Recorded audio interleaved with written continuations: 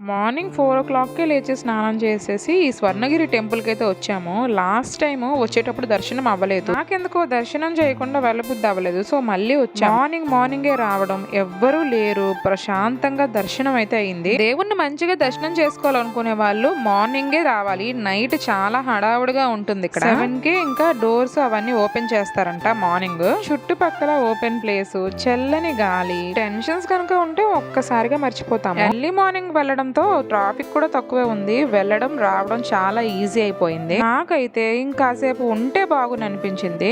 అక్కడి నుంచి పెద్దమ్మ తల్లి టెంపుల్ కి అయితే వెళ్ళిపోయాము. ఇక్కడ కాయిన్ నిలబెట్టి ఏదైనా కోరుకుంటే అవుతుందంట. మనం కూడా ట్రై చేసాము. ఒక సెకండ్ లో నిలబడింది. లాస్ట్ ఇంకా ప్రసాదం తీసుకొని ఇంటికి అయితే వెళ్ళిపోయాము. ఎర్లీ మార్నింగే లేవడంతో నిద్ర అయితే తన్నుకొస్తుంది. ఇంకో పక్క ల్యాప్టాప్ కూడా వెయిట్ చేస్తుంది. నాకు ఇంట్లో చేసిన పులిహోర కంటే ప్రసాదం పులిహోరనే బాగా నచ్చుతుంది. ఎంతైనా ప్రసాదమే కదా.